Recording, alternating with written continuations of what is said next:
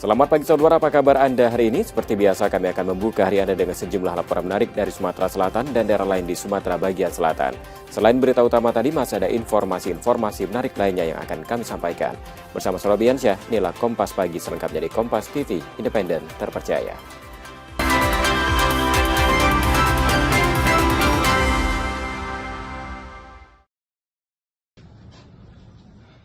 Pengedar narkoba berinisial DW 44 tahun tewas terjatuh dari atap saat kabur dari penggerebekan Satres Narkoba Polrestabes Palembang.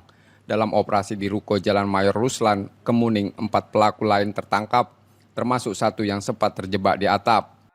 Pada saat dilakukan penggerebekan tersebut, 2 orang pelaku berhasil melarikan diri, akan tetapi 1 orang menaiki atap dan akhirnya terjatuh di ruko tersebut dan meninggal dunia. Memang adalah bandar narkotika dengan jumlah barang bukti yang cukup lumayan ketika diamankan, dan ruko tersebut memang digunakan untuk menggunakan narkotika jenis sabu. Polisi menyita 3 paket sabu seberat 11 gram dan 5 alat hisap. Ruko tersebut diduga kerap jadi lokasi transaksi dan pesta sabu. Yudi Kiswanto, Kompas TV, Palembang, Sumatera Selatan. Korban diketahui Ujang Junaidi merupakan warga Talang Kelapa, Banyu Asin. Ia tak sempat menyelamatkan diri saat pohon besar tiba-tiba roboh dan menghantam tubuhnya. Sepeda motor miliknya ditemukan terjatuh di lokasi kejadian. Polisi menyebut korban tengah melintas saat pohon tumbang mendadak. Benturan keras menyebabkan korban meninggal dunia di tempat. Hasil olah tempat kejadian perkara menunjukkan korban mengalami luka serius di kepala. Ojol yang lewat di Jalan Kapten DPI tertimpa pohon dan meninggal dunia di TKP. Dari olah TKP tadi lukanya ada di sekitar kepala. Untuk sementara jenazahnya kita bawa ke Rumah Sakit Bayangkara, dan motor serta KTP dan dompet segala macam dan jaket dibawa ke Polsek Elit Barat 1. Jenazah korban kemudian dievakuasi ke Rumah Sakit Bayangkara Palembang. Reski Oktora, Muklas Diferensial, Kompas TV, Palembang, Sumatera Selatan.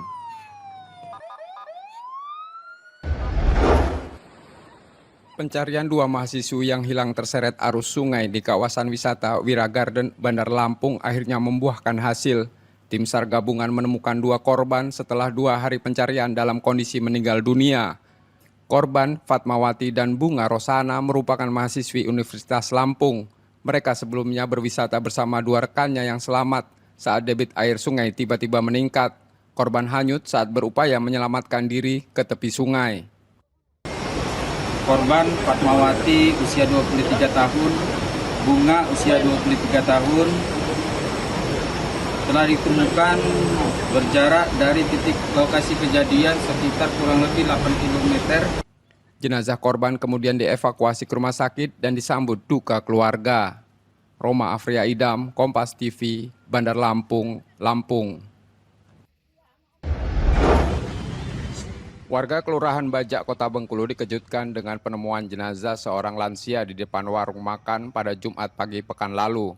Korban berusia sekitar 70 tahun itu pertama kali ditemukan warga yang melintas yang awalnya dikira tertidur namun saat dibangunkan tidak merespon. Lansia bernama Suherman tersebut kemudian dipastikan telah meninggal dunia. Warga segera melaporkan kejadian ini ke pihak kepolisian dan Dinas Sosial Kota Bengkulu. Korban diketahui bukan warga setempat namun kerap terlihat berada di sekitar lokasi.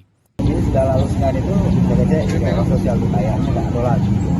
Tadi ngecek juga kan Pak. Ini juga lagi. Nah, bedanya lagi. Ya, telepon polsek. Sebelumnya, korban sempat terdata sebagai warga terlantar namun menolak tinggal di panti sosial.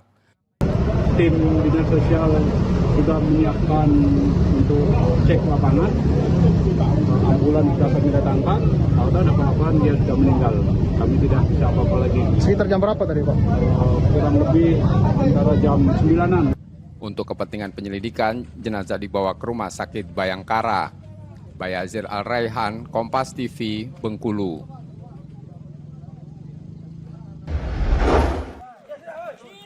Turun. Pelarian DE berakhir di kawasan Buai Sandangaji, Oku Selatan saat akan kabur menggunakan minibus. Petani asal Oku Timur itu ditangkap usai membunuh istri sirinya, perempuan 40 tahun asal Lampung pada 31 Maret 2026 lalu. Peristiwa bermula dari cekcok yang berujung kekerasan. Tersangka diduga menganiaya korban dengan senjata tajam hingga tewas. Sebelum meninggal, korban sempat mengungkap identitas tersangka pada warga yang menolongnya.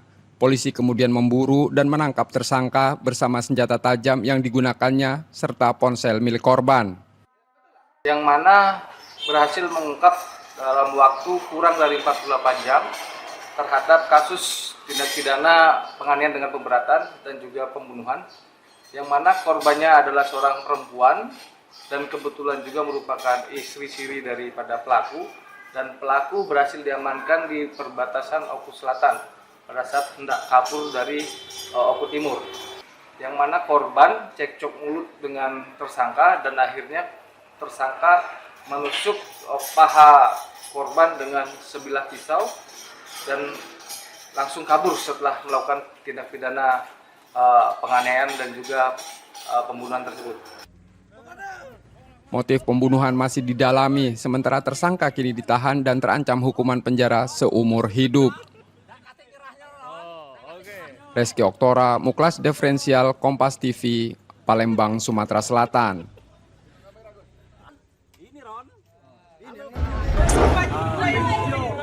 Penggerebekan rumah di Desa Bantan Pelita, Buai Pemuka Peliung, Oku Timur berlangsung disaksikan warga. 5 penyalahguna narkoba diringkus polisi. Pengungkapan kasus berawal dari laporan rumah milik salah satu pelaku kerap dijadikan tempat transaksi dan pesta narkoba. Saat digerebek, para pelaku sempat berusaha melarikan diri namun gagal. Dari 5 orang yang ditangkap, 1 berperan sebagai pengedar dan 4 lainnya pengguna. Polisi turut menyita 7 paket sabu seberat 2,09 gram, alat hisap, suntikan, timbangan, serta sejumlah uang. Satres Narkoba Polres Oku Timur berhasil mengamankan 5 orang pelaku, yang mana salah satu pelaku itu berperan sebagai pengedar, inisial C, dan 4 orang pelaku lainnya berperan dalam pada saat itu sedang melakukan transaksi pembelian narkotika jenis sabu, yang mana pada saat dilakukan penangkapan itu di sekitaran pinggir jalan berhasil dicegat dan akhirnya berhasil diamankan oleh Satres Narkoba Polres Oku Timur. Kelima tersangka saat ini ditahan di Polres Oku Timur untuk proses hukum lebih lanjut.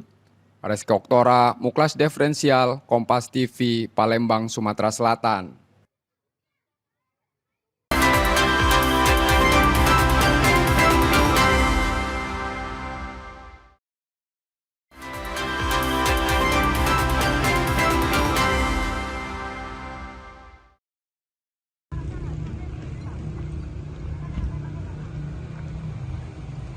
Penyelidikan kebakaran sumur minyak ilegal di kawasan perkebunan kelapa sawit Keluang, Musi Banyu Asin masih berlangsung. Lokasi kejadian kini dipasangi garis polisi, sementara seluruh aktivitas di lokasi dihentikan. Dari pemeriksaan awal, sedikitnya 11 titik sumur minyak ilegal terbakar. Polisi telah mengantongi sejumlah identitas yang diduga sebagai pemilik sumur-sumur tersebut. Kebakaran diduga bermula dari 1 titik sumur, lalu merambat ke area lain hingga menghanguskan belasan kendaraan milik warga. Tak ada korban jiwa dalam peristiwa yang disebut telah berulang kali ini.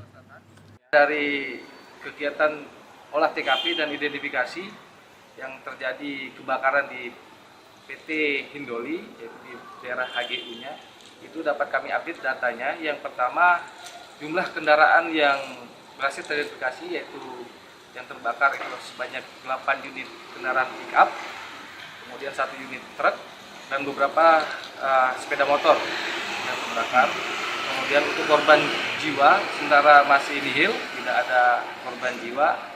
Kemudian jumlah sumur yang teridentifikasi terbakar itu sebanyak 11 sumur, dan saat ini dari Polda Sumatera Selatan bergabung dengan Polres itu sedang memburu pelaku atau pemilik dari sumur yang terbakar.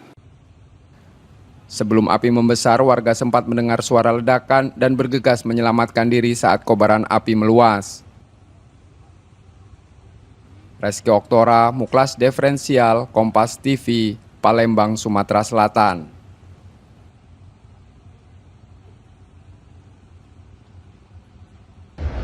Mengantisipasi hal-hal yang kurang ekstrim. Memang untuk 7% poin. Pemerintah Provinsi Sumatera Selatan mulai pekan depan menerapkan WFH 1 hari dalam sepekan setiap Jumat menindaklanjuti instruksi pemerintah pusat. Kebijakan ini ditujukan untuk menekan penggunaan BBM. Meski bekerja dari rumah, ASN tetap dituntut produktif agar pelayanan publik tetap berjalan optimal. Efisiensi energi dan anggaran akan dilaporkan secara berkala ke Kementerian Dalam Negeri. Jumlah penghematan terutama konsumsi bahan bakar khususnya untuk kendaraan dinas kita akan laporkan dan itu akan menurun karena secara jumlah hari dalam 1 bulan penggunaan kendaraan itu akan berkurang karena WFH itu bekerja di rumah tetapi bukan libur bekerja tapi melalui rumah dan tetap ada produk ada kinerjanya. Kebijakan ini juga akan dievaluasi untuk mengukur efektivitasnya, sementara sektor swasta menyesuaikan aturan dari Kementerian Tenaga Kerja. Muhammad Reza Fahlepi, Kompas TV, Palembang, Sumatera Selatan.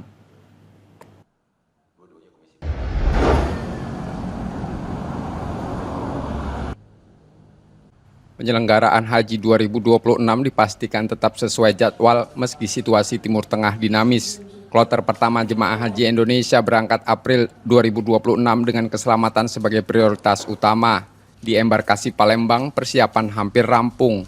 Kloter pertama asal Oku Timur masuk asrama 21 April dan berangkat 22 April. Kemarin juga kita komunikasi dengan Saudi juga tidak ada perubahan, jadwal juga tidak ada perubahan sebagaimana biasa. Kalau ada yang terjadi apa kemungkinan akan terjadi maka akan ada skema ya untuk ya penyelamatan karena penyelamatan jamaah itu utama. Sumsel tahun ini memberangkatkan 16 kloter bersama Bangka Belitung. Jemaah diimbau menyiapkan fisik dan mental secara optimal. Muhammad Reza Fahlepi, Kompas TV, Palembang, Sumatera Selatan.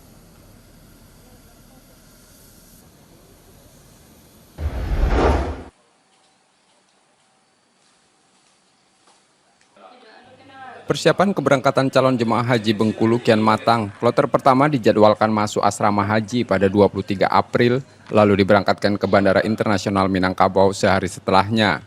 Sebanyak 393 jemaah dari Kota Bengkulu dan Kabupaten Kepahyang tergabung dalam kloter awal. Di asrama haji, jemaah menjalani pemeriksaan kesehatan akhir serta menerima dokumen dan living cost 3,3 juta rupiah. Seperti biasa, one stop service jemaah haji masuk ke asrama, langsung ke aula kedatangan, kemudian kecuali nanti kalau jamaah itu masuknya di malam hari, misalnya nanti ada jadwalnya masuk di malam hari, kemungkinan kami mempersilahkan mereka itu langsung ke kamar istirahat dulu, besoknya setelah mereka segar pagi jam 6 langsung ke aula kedatangan untuk dilakukan proses one stop service, yaitu pemeriksaan kesehatan. Jemaah diimbau membawa barang sesuai ketentuan. Tahun ini Bengkulu mendapat kuota 1.354 jemaah yang dibagi dalam 4 kloter. Bayazir Al-Raihan, Kompas TV, Bengkulu.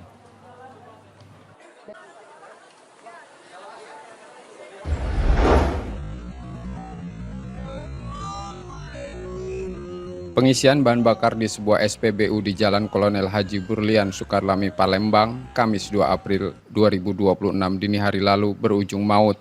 Seorang sopir truk MEP 26 tahun tewas setelah terlibat keributan dengan pengawas dan petugas keamanan SPBU.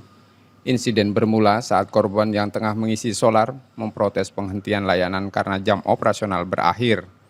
Cekcok dengan satpam berinisial EP dan pengawas SN pun tak terhindarkan.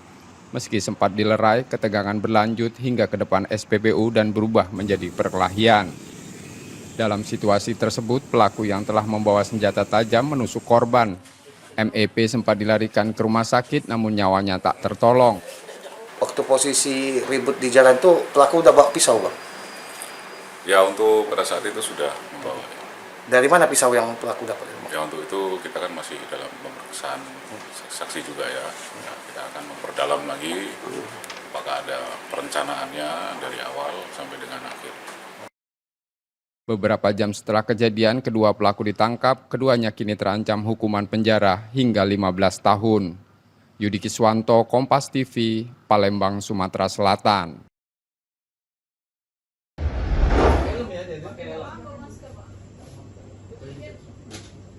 Rekaman kamera pengawas merekam aksi perampokan di sebuah minimarket di Jalan Litas Sekayu Teladan, Musi Banyuasin, Selasa 31 Maret 2026 lalu. Pelaku masuk dengan membuka rolling door lalu menodongkan senjata api ke arah karyawan. Dalam ancaman, pelaku merampas telepon genggam karyawan dan memaksa korban menyerahkan uang dari dalam brankas. Uang tunai sebesar 19,8 juta berhasil dikuasai sebelum pelaku melarikan diri menggunakan sepeda motor. Usai kejadian, polisi melakukan olah tempat kejadian perkara dengan meminta keterangan saksi dan mengamankan barang bukti. Identitas pelaku kini dalam penelusuran sementara pengejaran terus dilakukan.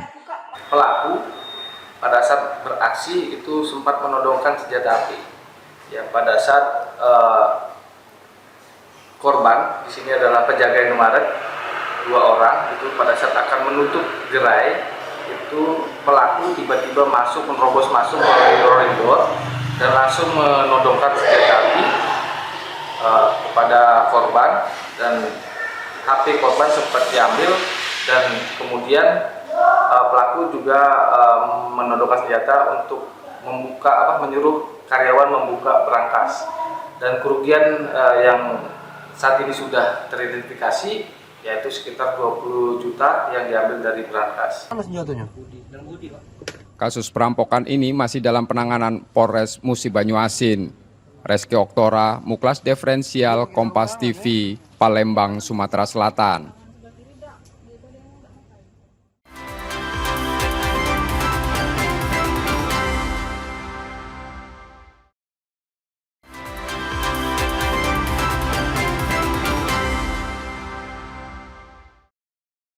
Nah, ngomong kau. Ayo, gubuk lah. Nah, apa dia? Kau masih tak kau posisi? Pria berusia 40 tahun berinisial BL tertangkap saat mengintip seorang ibu rumah tangga yang sedang menyusui di tempat tinggal korban.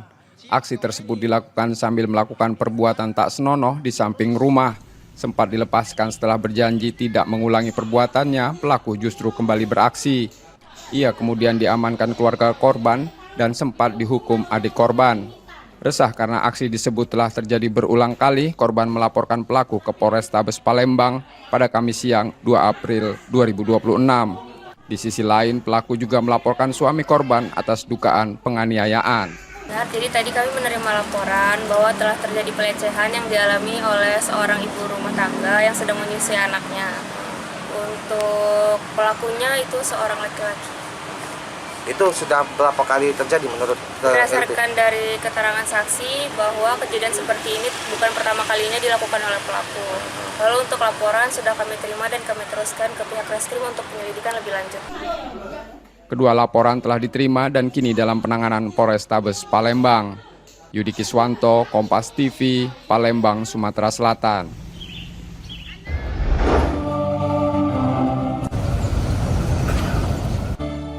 Seleksi calon aparatur sipil negara di lingkungan pemerintah Kota Palembang berpotensi ditiadakan. Pemangkasan belanja pegawai hingga 30% dari pemerintah pusat mendorong langkah ini sekaligus menjadi upaya menekan anggaran dan menjaga keberlanjutan pegawai P3K. Sudah minta BKPSDM untuk di tahun yang akan datang ada moratorium khususnya PNS kita. Artinya apa? Saya tidak merekomendasikan untuk diadakan penerimaan CPNS dulu, karena kita juga akan memikirkan ini. Kalau tidak ada penerimaan lagi, maka anggaran juga akan membengkak. Tetapi kita ingin memaksimalkan para pegawai yang ada, ASN, baik PNS maupun P3K yang ada. Ini dulu kita maksimalkan. Di tengah pembatasan rasio pegawai, pemerintah kota memilih mengoptimalkan sumber daya yang ada. Penyesuaian dilakukan bertahap agar stabilitas kepegawaian tetap terjaga. Nur Muhammad, Kompas TV, Palembang, Sumatera Selatan.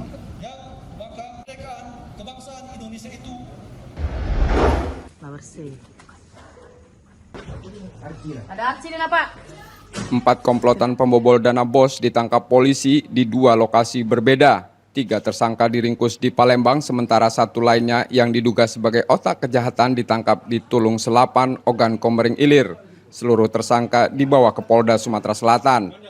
Kasus ini terungkap setelah SMA Negeri 2 Prabu Mulih melaporkan hilangnya dana BOS sebesar 942,5 juta pada Desember 2025. Penelusuran pihak bank menemukan adanya penarikan dana secara ilegal melalui sistem informasi BOS. Dari hasil penyelidikan, tersangka menggunakan metode brute force untuk membobol sistem dengan mengkombinasikan username dan password. Setelah berhasil masuk, dana dipindahkan ke sejumlah rekening berbeda. Polisi masih mengembangkan kasus ini untuk mengungkap kemungkinan korban lain serta memburu 1 pelaku yang masih buron.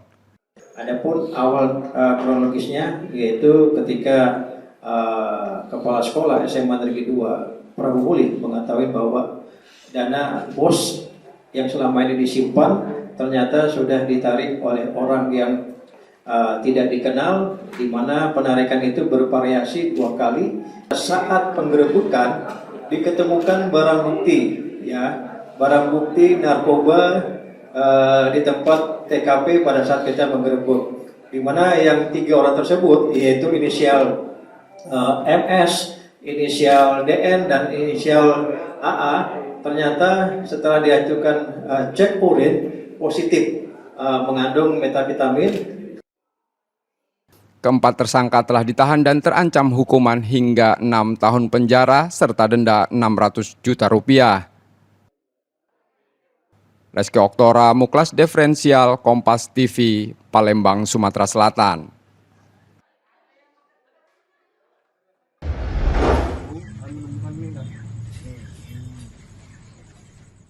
BA ditangkap polisi di kediamannya di Kacang Pedang, Pangkal Pinang karena diduga terlibat peredaran narkoba.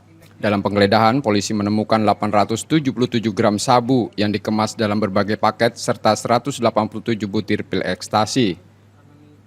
Narkoba disembunyikan di sekitar kandang ayam. Dari hasil pemeriksaan, tersangka mengaku telah menjalankan aksinya selama sekitar 4 bulan dan seluruh barang tersebut merupakan miliknya. Kemudian melakukan pengembangan dengan melakukan penggeledahan ke rumah yang bersangkutan. Jadi dalam rumahnya itu ternyata ada tempat-tempat yang memang dijadikan sebagai tempat penyimpanan narkotika jenis sabu dan ekstasi. Sehingga di 2 tempat yang berbeda, di rumahnya di Jalan Adiaksa di Pangkal Pinang, dari 2 tempat yang berbeda, kita juga berhasil menemukan barang bukti lainnya dengan total 877 gram dan 187 butir ekstasi yang disembunyikan, disimpan di seputaran kandang ayam. Kini tersangka dan barang bukti ditahan dan disita di Polda Bangka Belitung untuk proses hukum lebih lanjut. Tersangka terancam hukuman hingga 20 tahun penjara. Nanda Ardiansyah, Kompas TV, Pangkal Pinang, Bangka Belitung.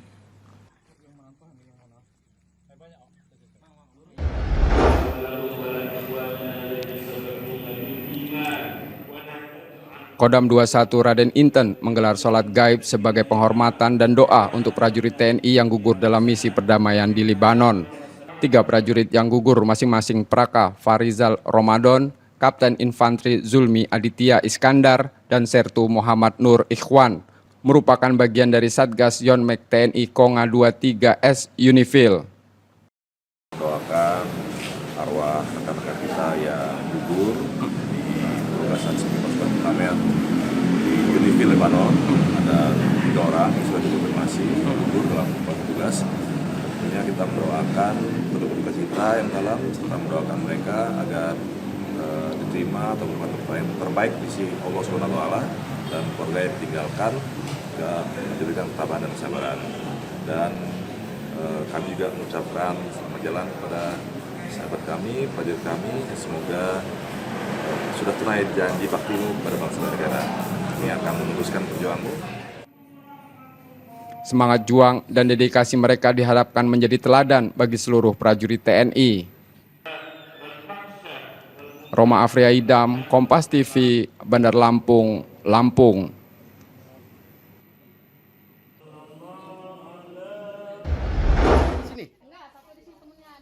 Penganiayaan terjadi di sebuah tempat hiburan di kawasan Wailuni, Panjang, Bandar Lampung.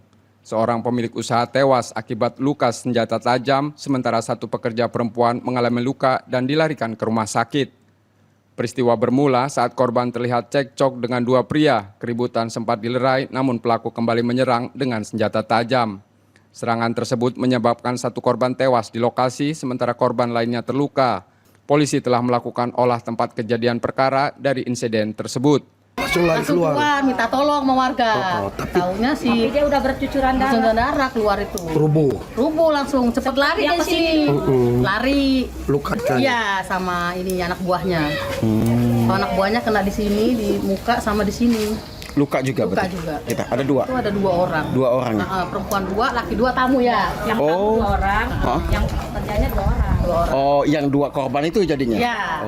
Insiden ini masih dalam penyelidikan untuk mengungkap pelaku dan motifnya. Roma Afria Idam, Kompas TV, Bandar Lampung, Lampung.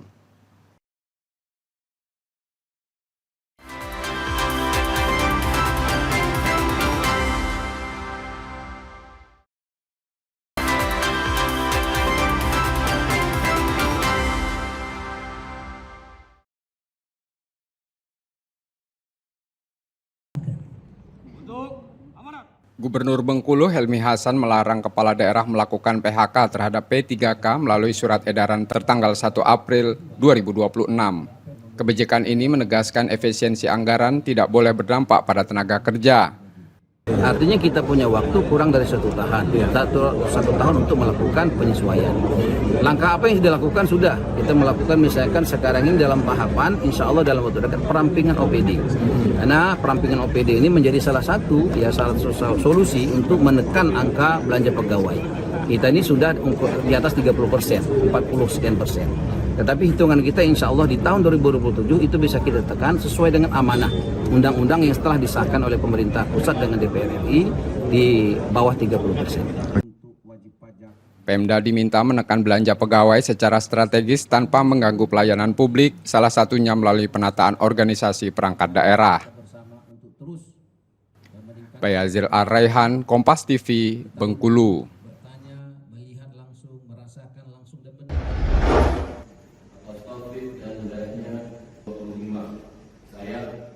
Pemerintah Kota Pangkal Pinang memastikan keuangan daerah tetap aman untuk membayar gaji P3K di tengah aturan baru belanja pegawai. Kepastian ini sekaligus menjawab isu pemutusan kontrak yang sempat beredar. Pemkot menyiapkan langkah strategis tanpa mengurangi tenaga kerja, mulai dari optimalisasi PAD, efisiensi belanja non-prioritas, hingga penyesuaian kebijakan rekrutmen ASN. Di tahun 2027 kita menunggu kebijakan lebih lanjut. Apakah pemberlakuan ini harus dilaksanakan. Nah, tetapi kami sudah mempersiapkan strategi berkenaan dengan mengatasi ini. Pertama, tentu kita harus memastikan kembali ke Kementerian Dalam Negeri, ya, ke Bidang Keuangan Daerah tentang pelaksanaan ini, karena ini kaitan dengan APBD 2020. Dengan kebijakan ini, P3K diharapkan tetap fokus bekerja dan memberikan pelayanan terbaik tanpa khawatir soal status kepegawaiannya. Nanda Ardiansyah, Kompas TV, Pangkal Pinang, Bangka Belitung.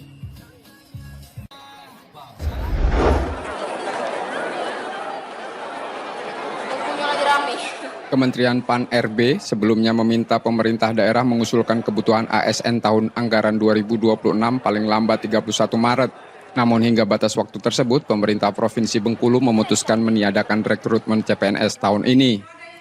Keputusan ini diambil karena belanja pegawai telah melampaui batas maksimal 30% dari APBD, sesuai ketentuan pemerintah pusat. Pemerintah Provinsi Bengkulu kini fokus mengoptimalkan kinerja ASN yang ada melalui penataan organisasi dan peningkatan kapasitas SDM. Kita sudah rapat dipimpin oleh Pak Sekda, kemudian Pak Inspektur, Asisten 3, kemudian para BKD dan para BKAD. Hasilnya bahwa, termasuk juga maksud kami Kepala Biro Organisasi, bahwa dari hasil rapat itu diketahui bahwa sampai saat ini belanja pegawai kita itu sudah lebih dari ambang batas 30% yang dipersyaratkan oleh Kementerian Dalam Negeri. Sehingga rapat kemarin memutuskan bahwa pemerintah Provinsi Bengkulu tidak mengajukan formasi untuk aparatur sipil negara di 2026. Saat ini, jumlah pegawai di lingkungan pemerintah Provinsi Bengkulu terdiri dari PNS serta P3K penuh waktu dan paruh waktu. Bayazir Al-Raihan, Kompas TV, Bengkulu.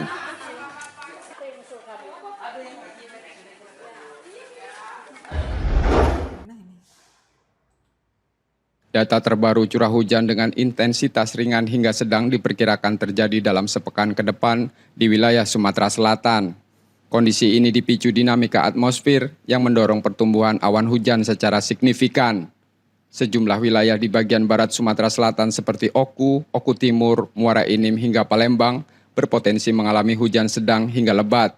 Masyarakat di daerah rawan diminta waspada terhadap genangan dan potensi banjir luapan. Memang curah hujan yang turun umumnya bersifat lokal. Namun di wilayah barat juga bisa dalam skala luas. Namun potensi hujan lebat memang bisa terjadi dalam durasi yang cukup lama. Untuk beberapa hari ke depan kami mengimbau kepada masyarakat untuk kembali mewaspadai potensi bencana hidrometeorologi seperti banjir. Aktivitas luar ruang juga perlu diantisipasi karena hujan berpotensi disertai petir dan angin kencang. Muhammad Reza Fahlevi, Kompas TV, Palembang, Sumatera Selatan.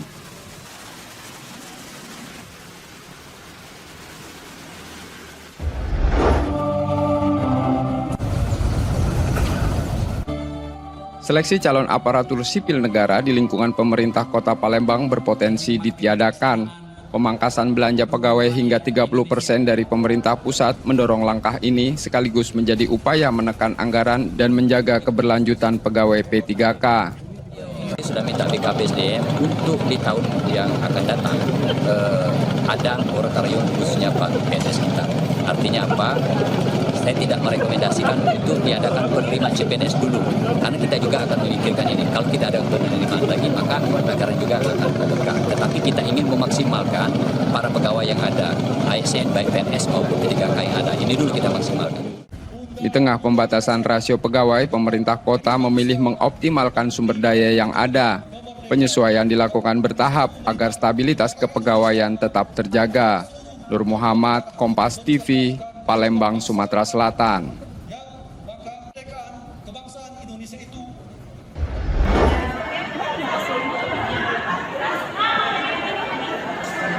Bersama PMI Kota Palembang, Dharma Pertiwi Daerah B menggelar aksi donor darah di Kesdam 2 Sriwijaya pada Kamis 2 April 2026 pagi. Kegiatan menjadi bagian dari rangkaian apel bersama wanita TNI sekaligus peringatan HUT ke-62 Dharma Pertiwi 2026. Aksi kemanusiaan ini melibatkan istri prajurit dan PNS TNI dari Matra Darat, Laut, dan Udara di wilayah Sumatera Selatan. Suasana penuh kepedulian tampak saat para peserta secara bergiliran mendonorkan darah. Donor darah digelar serentak secara nasional Mabes TNI. Secara nasional, kegiatan menargetkan lebih dari 13.000 pendonor. Sementara di wilayah Dharma Pertiwi Daerah B mengumpulkan 725 pendonor. Kodam 2 Sriwijaya dari Persit, Pia, Jala, Wan TNI-nya, Wara, Koal, dan Koat berhasil mendonorkan darahnya sebanyak 725 orang. Dan tadi setelah kegiatan Vikon, seluruh Indonesia didapatkan 13.000 sekian kantong darah, dan itu adalah rekor muri.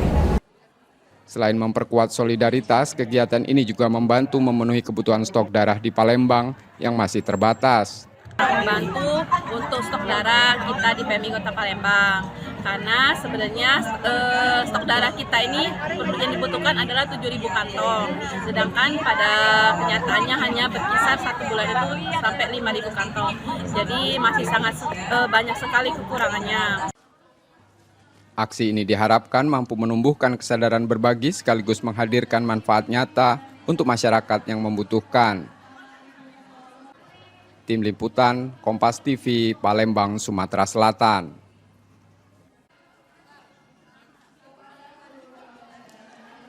Informasi tadi menjadi akhir dari Kompas Pagi hari ini. Saudara, media adalah pilar yang menjaga keseimbangan informasi.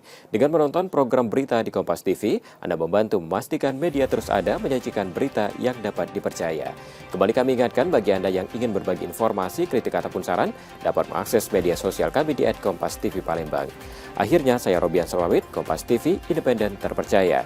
Terima kasih sudah menonton dan sampai jumpa.